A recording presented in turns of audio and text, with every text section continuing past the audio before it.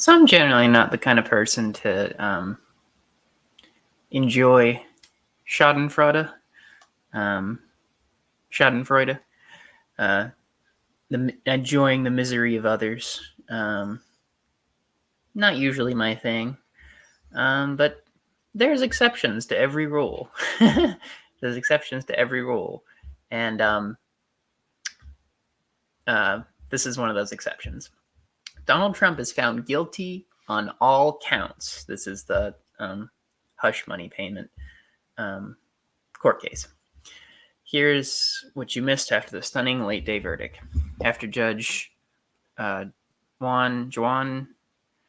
Merchan told the courtroom the jury would be dismissed at 4:30, the expectation was that the jurors would resume their can't read today.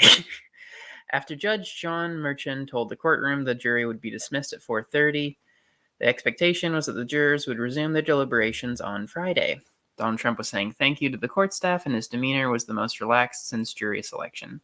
Then word came that the jurors, who had been deliberating for nearly 12 hours over 2 days, had reached a verdict, and they asked 30 minutes to fill out their forms. If you are just joining us, here's what you missed. Guilty. The former president was convicted of all 34 counts of falsifying business records. The counts stemmed from 11 invoices, 12 vouchers, and 11 checks that make up Trump's monthly reimbursement payments to Michael Cohen, who fronted the $130,000 payment to adult film star Stormy Daniels. Acquittal denied. Trump's attorney Todd Blanche moved for the acquittal of the charges. Notwithstanding the verdict, the judge denied the motion. Sentencing date. Merchan set a sentencing date for June 11th, just days before the Republican National Convention, which is set to begin on July 15th. Trump's reaction. Trump stared straight ahead during the verdict reading, and when the acquittal motion was denied, frowning, the former president grabbed his son Eric's hand and shook it rapidly before starting to walk out of the courtroom. Trump was red in the face, and both father and son looked upset. Trump spoke. Outside the courtroom, Trump called the hush money trial against him a disgrace and a rigged trial. We didn't do a thing wrong. Let me try my Trump voice. We didn't do a thing wrong. I'm a very innocent man, Trump said. Trump, the presumptive Republican nominee for president, said the real verdict is going to be November 5th by the people, referring to the general election. So yeah, I want to look quickly at, so it shows the little form that they had to fill out, the jurors. And like I said, all 34 guilty. Falsifying business records, first degree, guilty. Falsifying business records, first degree, guilty. All these are falsifying business records, it looks like.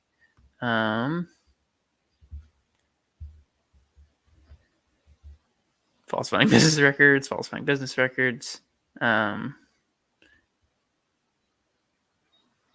So all of these counts of falsifying business records, they checked the guilty box. So Trump's been found guilty of a felony. This is, and we shouldn't forget, not the only felony charges he's facing, potentially. I mean, the verdict, the verdict has been given, the sentencing has not. So we still don't know yet the extent to which the book will be thrown at him. But this is a good day. His comeuppance are finally catching up to him.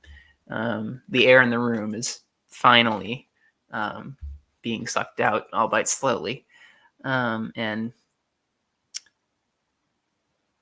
as I said as I titled one of my previous videos, Trump is donezo, son. Trump is donezo. This is just the first trial. I don't think he's going to get away with, everything else, and this isn't the only one that's going to stand. In other words, I think some of the other trials are going to find him guilty as well. I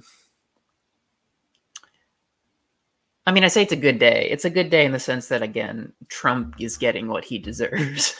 And, your luck can only last for so long, and being a corrupt businessman like Trump, being president was probably the worst thing that he could have become, because people, actually pay attention to what presidents do, come to think of it. They actually care about what presidents are doing. They keep pretty good records.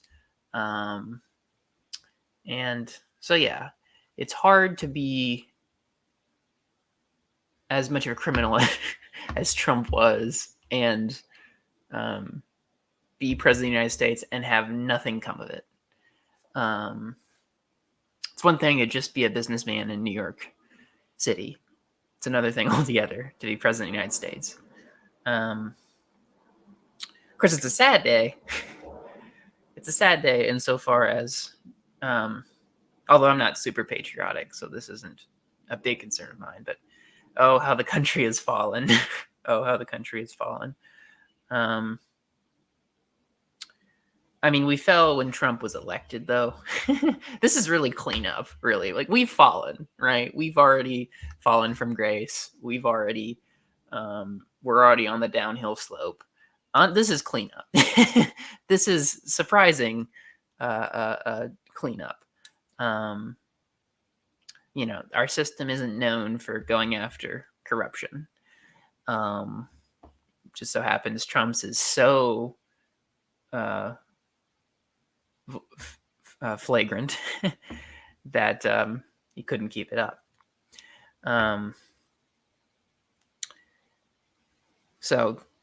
But I guess I say it's a sad day because now the world has seen a U.S. president be convicted of a felony.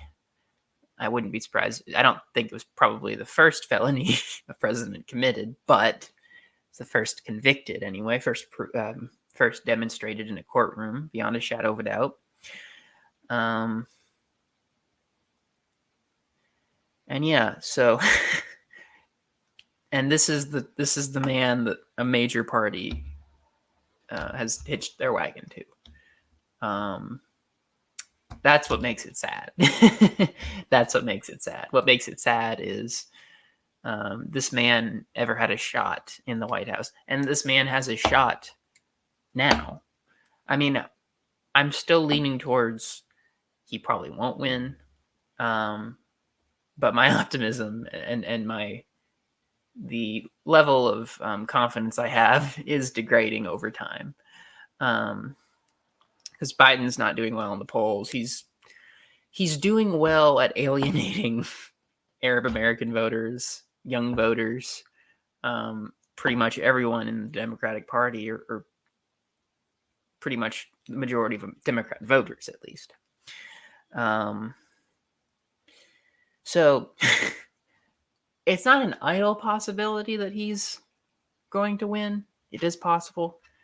I still think it's more likely than not that Biden will win, but my anxiety is increasing with time just because of how bad Biden is doing and how stubborn he's been with his support of Israel, which is, if anything kills his campaign, it's going to be that. And this is the Republican presidential candidate who's just been convicted of a felony. So, mixed emotions today. Again, happy, pull out the champagne. This man is getting what he deserves. That justice is finally catching up to some level of corruption in this country. Not enough, but it's a start. Sad day because this man is running for president for the second time. And, a good chunk of the country, although he's losing popularity, I think, but a good chunk of the country is still behind him all the way. So yeah, I don't know. It's may you live in interesting times is a fake Chinese proverb. But we do certainly live in interesting times.